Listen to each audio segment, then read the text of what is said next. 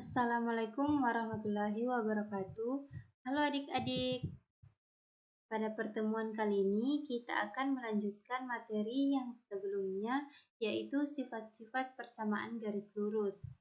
Nah, hari ini kita akan membahas garis yang saling tegak lurus. Di mana tujuan kita hari ini, yang pertama kita akan memahami sifat garis lurus yang saling tegak lurus. Yang kedua, kita akan belajar bagaimana menentukan persamaan garis yang tegak lurus sumbu X dan sumbu Y. Dan ketiga, kita akan belajar menentukan persamaan garis yang tegak lurus dengan garis lain. Sekarang kita masuk ke pembahasan tentang garis tegak lurus. Perhatikan gambar pada layar. Ada dua garis yang saling berpotongan, tepat membentuk sudut siku-siku, yaitu 90 derajat. Nah, garis ini disebut dengan garis tegak lurus. Secara matematis, dua garis disebut saling tegak lurus jika hasil kali gradiennya adalah negatif 1. Garis-garis ini berpotongan membentuk sudut siku-siku. Nah, sekarang kita masuk ke garis yang tegak lurus sumbu X dan sumbu Y. Yang pertama, garis yang tegak lurus dengan sumbu X. Bentuk garisnya itu vertikal. Garis seperti ini sejajar dengan sumbu Y dan dia tegak lurus dengan sumbu X. Persamaan umumnya selalu berbentuk X sama dengan A, artinya semua titik di garis itu memiliki nilai X yang sama. Karena perubahan X di garis ini sama sekali tidak ada, gradiennya tidak terdefinisi. Gradiennya tidak terdefinisi.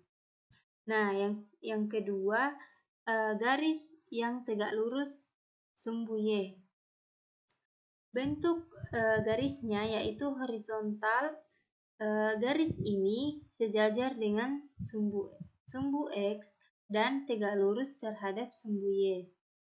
Bentuk persamaannya yaitu Y sama dengan K. Artinya, semua titik di garis tersebut punya nilai Y yang sama. Contohnya 0,2, 4,2, atau negatif 3,2. Nah, untuk garis ini gradiennya selalu 0 karena tidak ada perubahan pada sumbu Y meskipun X bertambah. Selanjutnya, kita perhatikan contoh berikut. Nah, misal persamaannya itu X sama dengan 4. Nah, garis ini melalui semua titik dengan absis 4, yaitu 4,0, 4,2, dan 4,-3. Garis ini tegak lurus dengan sumbu X dan gradien tidak terdefinisi karena tidak ada perubahan pada sumbu X. Selanjutnya, persamaan Y sama dengan negatif 2. Garis ini melalui semua titik dengan ordinat negatif 2. Misalnya 0,-2, 3,-2, dan negatif 4,-2. Artinya nilai Y-nya sama. Dan garis ini tegak lurus dengan sumbu Y dan gradiennya selalu sama dengan 0 karena tidak ada perubahan sumbu Y. Selanjutnya kita akan menentukan garis tegak lurus dengan garis lain. Nah, jika persamaan pertama Y sama dengan M1X ditambah C, maka gradien garis tegak lurusnya adalah M2 sama dengan negatif 1 per M1. Artinya, gradien garis tegak lurus adalah kebalikan negatif dari gradien garis lain. Gradien garis awal. Nah, coba perhatikan contoh berikut. Tentukan persamaan garis yang tegak lurus dengan Y sama dengan 3X ditambah 2 dan melalui titik 0,4. Nah, gradien garis pertama itu 3. Nah, maka gradien garis tegak lurusnya yaitu M2 sama dengan negatif 1 per M1, maka diperoleh M2 sama dengan negatif 1/3 karena M1-nya itu 3. Selanjutnya kita tinggal substitusikan titik 0,4 dan gradien negatif 1/3 ke rumus titik gradien, yaitu Y dikurang Y1 sama dengan M dikali X dikurang X1. Diperoleh Y dikurang 4 sama dengan negatif 1/3 dikali X dikurang 0. Diperoleh persamaan Y sama dengan negatif 1/3 X ditambah 4. Jadi persamaan garis yang tegak lurus dengan persamaan Y sama dengan 3X ditambah 2 dan melalui titik 0,4 adalah Y sama dengan negatif 1/3 X ditambah 4. Nah, sekarang kita masuk ke contoh kontekstual. Sebuah rel kereta digambarkan dengan persamaan Y sama dengan 1/2X ditambah 1. Pemerintah ingin membangun jalan penyeberangan yang tegak lurus dengan rel tersebut dan melewati titik 4,2. Tentukan persamaan garis yang mempresentasikan jalan penyeberangan itu.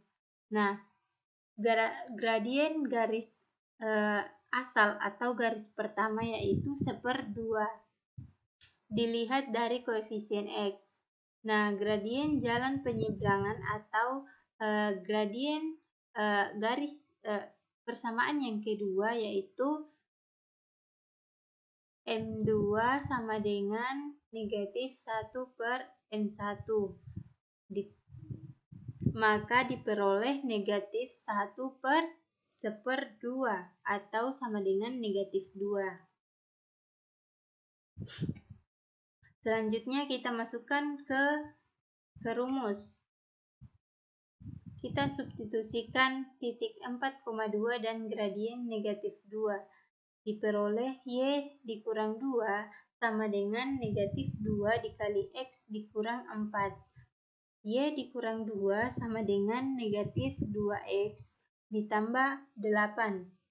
Negatif 2 dikali X itu negatif 2X. Negatif 2 dikali negatif 4 itu positif 8.